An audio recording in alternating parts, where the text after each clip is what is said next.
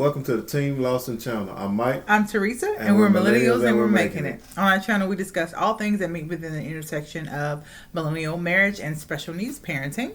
Also, we want to create a community that's both inclusive and encouraging. So it is late night, date night, and we're eating. We're eating Freddy's. Yeah. And we're going to talk about, sex, baby. Oh, don't like fry sauce. This is the first time we had Freddy's. I don't like the fry sauce. I don't want it. I don't even finish with mine yet. So, specifically, we're going to be... Did I get napkins? Specifically, we're going to be talking about sex before kid and after kid. Not so much the act of, but our relationship too. Because it changes over the course of a marriage, over the course of a relationship, because the relationship changes. We have a kid now. It don't change for everybody, though. We have a kid.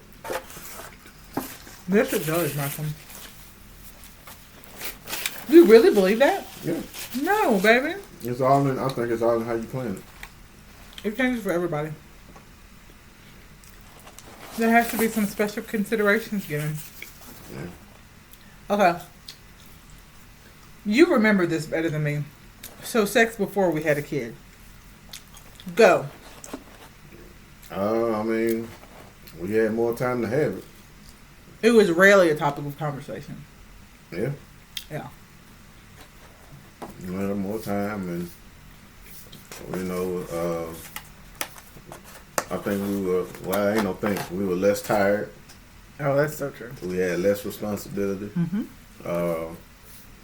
We just had more energy and more time for each other, Whereas having a kid, man, that depleted a whole bunch, man, because you're putting so much time and energy into that kid and, raising that kid and, you got work and bills, So now, instead of, before you was married, you didn't really have to schedule it. You know what I'm saying? Didn't even think about it. Yeah, didn't even think about it. I think we were woefully unprepared. Because I don't know what we thought or even if we thought. Because Macy was not planned. She was surprised. And so, no, we planned on having kids. Mm-hmm. And I'm sure it came to our minds that we would have to have sex after kids. We never thought about, there was no way for us to think about what that would really look like. No. And what that would really mean. No. Yeah. I don't recall, I didn't know anything about my libido or your libido before kids. There was less consideration for the actual act, not consideration, but less thought and effort put into the actual act of having sex. Because we just did. It's so weird. And we had some time to be married. Yeah. Before we had kids. We had a good 2+ years. 2+. Almost 3. Oh, it was almost 3. It was almost 3. Yep. It was almost 3. Yeah, because it was winter time when we found out. So, yeah. Got tired of digging in there. So, yeah. I'm just now thinking about how little I thought about sex before we had Macy. Yeah. There wasn't no thought at all.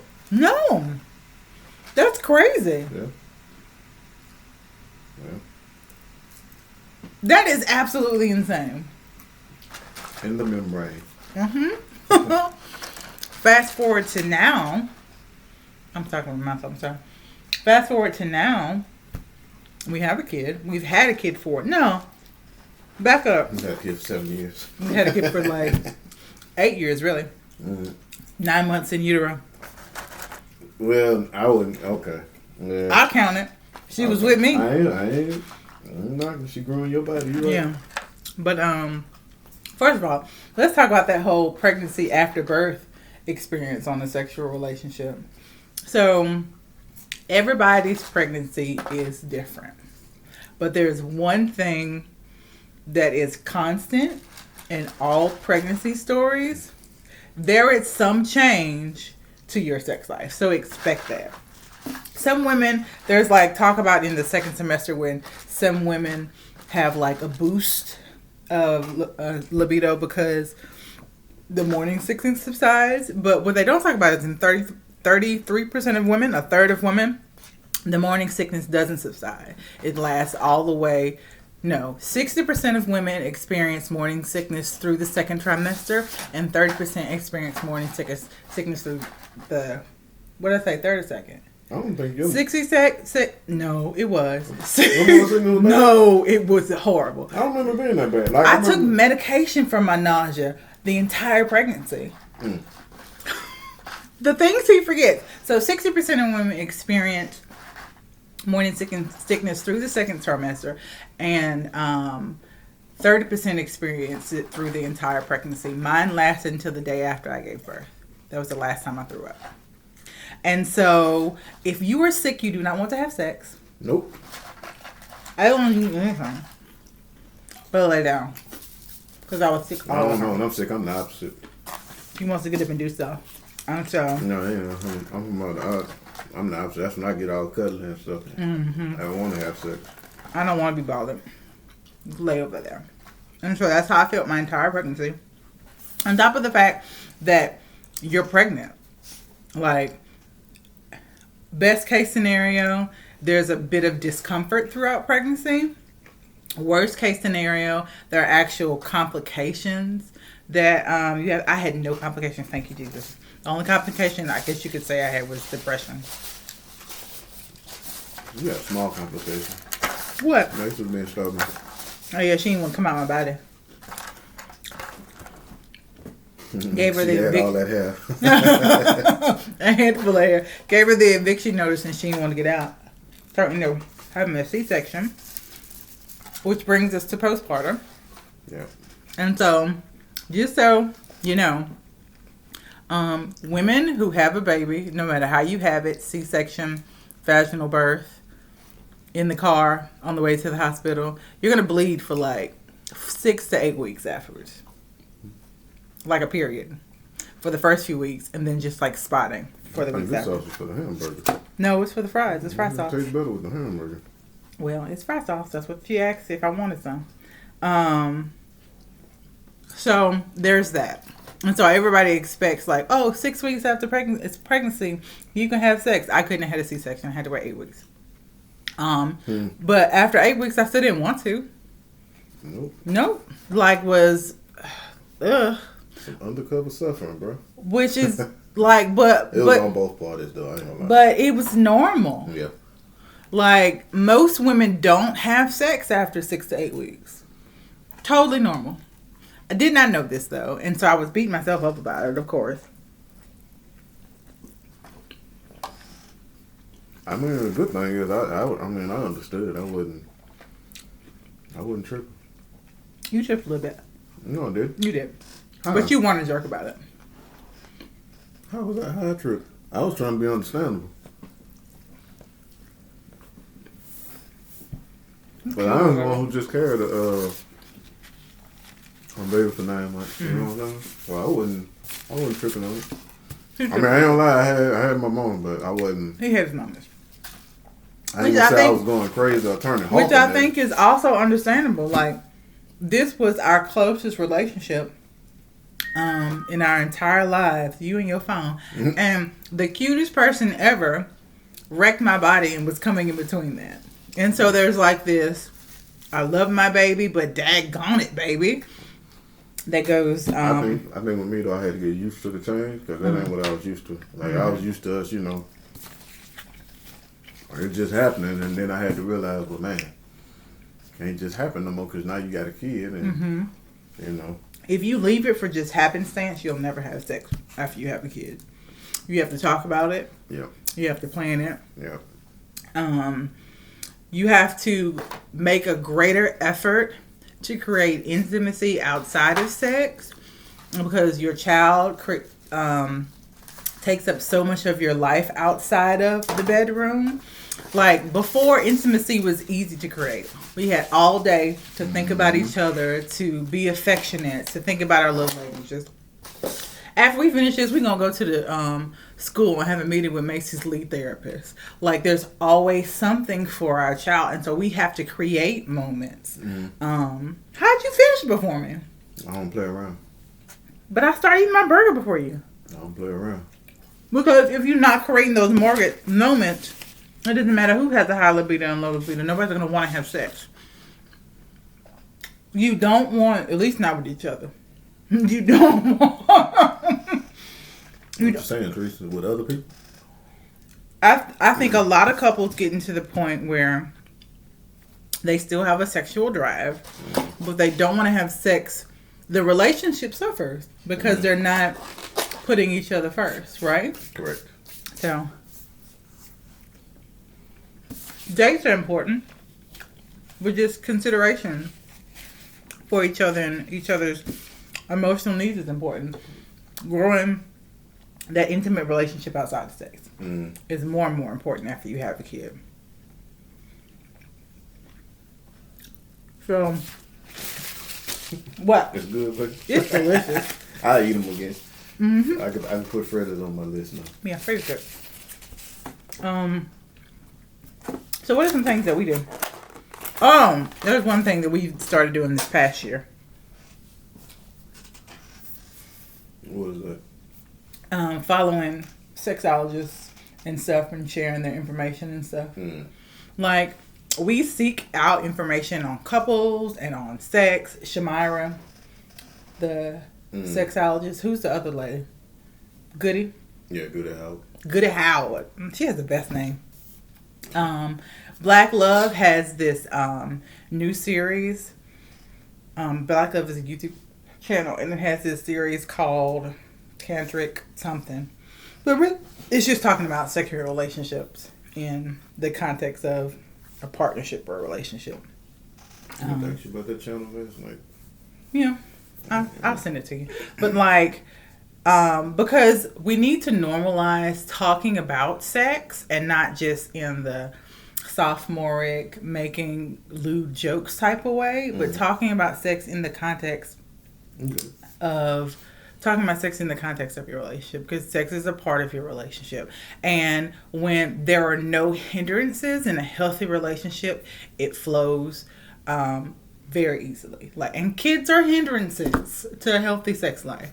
But even in the presence of a healthy relationship, when there are hindrances like job and managing house and kids and extended family, when there are those hindrances, even in healthy relationships, sexual relationship isn't just going to flow like magically.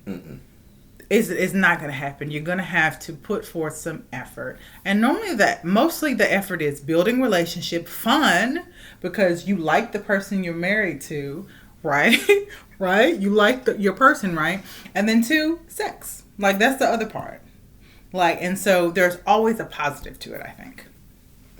What do you think? Agreed. I'm with that. Facts. So, Freddy's was good. Do it again. Yeah, I'll do Freddy's again. How are we doing as working together as a team? Yes. We're doing excellent. I think so. Like I said, I love our conversations. I think that's the positive. We talk about everything, and I think we need to continue to do that. The negative.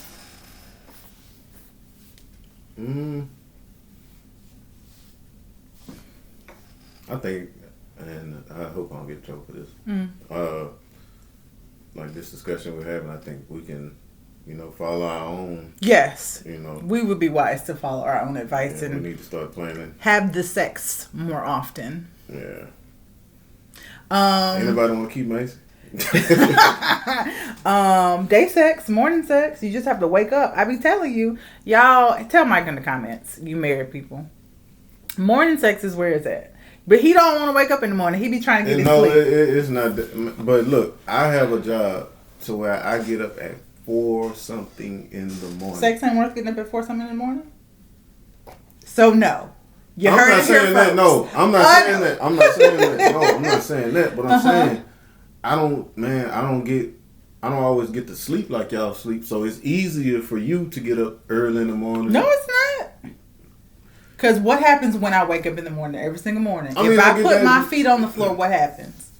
You're not going back to sleep? No. What? When I put my feet on the floor, that little girl upstairs hears it and she wakes up. Happens every single time. So I know that as soon as we are done having the morning pleasures, when I get up, here she come running down the stairs. Don't care what time it is. Not that folks up. Yes, she will. Want to try to see? Right here, man.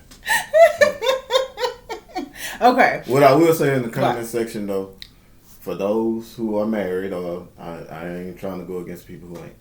Why don't y'all put in the comment section, what do you guys do to plan your sexual activity with your partner or significant other? To prioritize your sexual relationship. Maybe it'll be something that can help us. You know what I'm saying? Or just tell them about morning sex. Okay, so... Bruh, I'm trying to engage the audience, man. Tell him about morning sex. Engage Brother Lawson. So, what was I going to say? Good.